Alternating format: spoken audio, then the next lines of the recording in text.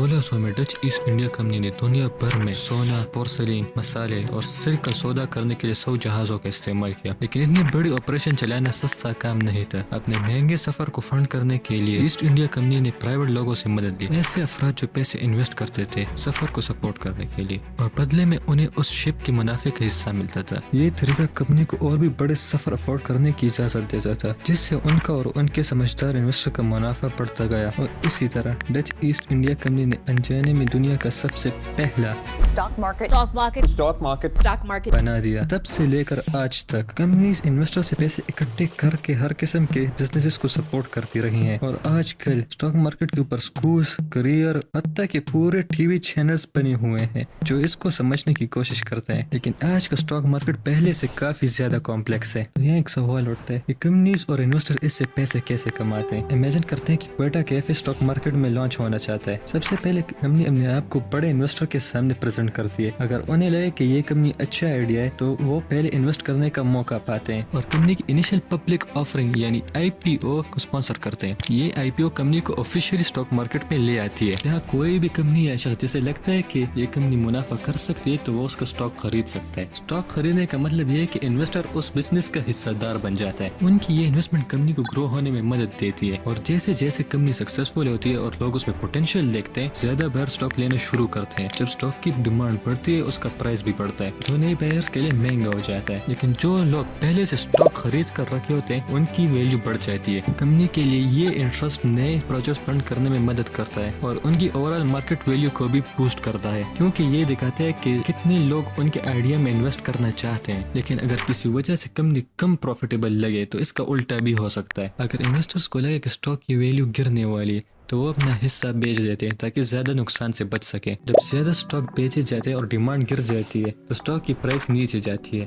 اور کمپنی کی market value بھی کم ہو جاتی ہے۔ اسی وجہ سے انویسٹر کو بڑا نقصان ہو سکتا ہے جب تک کمپنی پھر سے پروفیٹیبل نہ لگنے لگے۔ یہ سپلائی اور ڈیمانڈ کا سلسلہ بہت سے فیکٹر سے افیکٹ ہوتا ہے۔ کمپنیز بہت سے مارکیٹ فورسز کے نیچے ہوتی ہیں، جیسے کہ را مٹیریلز کی پرائسز کا اٹھنا بیٹھنا، نئے پروڈکشن ٹیکنالوجی اور لیبر کی کاسٹ میں تبدیلی۔ انویسٹرز کمپنی کے لیڈرشپ میں چینجز، بیڈ پبلسٹی اور نئے قانون اور ٹریڈ پالیسیز کو لے کر بھی فکر مند ہو سکتے ہیں، اور کئی انویسٹرز اپنے پرسنل ریزنز کی وجہ سے ویلیوبل سٹاکس بیچ دیتے ہیں۔ یہ سب ویریبلز مارکیٹ میں ڈیلی نوائز پیدا کرتے ہیں جو کمپنیز کو کبھی زیادہ کبھی کم سکسیسفل دکھاتے ہیں، اور سٹاک مارکیٹ میں اگر کسی کمپنی کا ویلیو گرتا ہوا لگے تو اکثر انویسٹر نکل جاتے ہیں، جس سے اصلی ویلیو بھی گر جاتی ہے۔ انسانی کانفیڈنس مارکیٹ میں اتنا پاورفل ہے کہ یہ اکنامک بوم سے لے کر فائنینشیل کرائسس تک سب کچھ ٹریگر کر سکتا ہے، اور یہ کانفیڈنس ہی وہی چیز ہے جو ٹریک کرنا سب سے مشکل ہے۔ اسی وجہ سے زیادہ تر پروفیشنل کوئک کیش کے بجائے ریلائبل لانگ ٹرم انویسٹمنٹ کو پروموٹ کرتے ہیں، لیکن ایکسپرٹس ہمیشہ نئے ٹولز بناتے رہتے ہیں تاکہ اس انپریڈکٹیبل سسٹم میں سکسیس کا چانس بڑھایا جا سکے۔ لیکن سٹاک مارکیٹ صرف امیروں کے لیے نہیں، انٹرنیٹ کے آنے سے ہر روز کے انویسٹر بھی سٹاکس خرید سکتا ہے، بالکل ویسی طرح جیسے کوئی بڑا انویسٹر کرتا ہے، اور جیسے جیسے زیادہ لوگ اس کمپلیکس سسٹم کو سمجھتے جا رہے ہیں وہ بھی سٹاکس ٹریڈ کر سکتے ہیں، اپنی پسند کی بزنسز کو سپورٹ کر سکتے ہیں اور اپنے فائنینشیل گولز چیز کر سکتے ہیں۔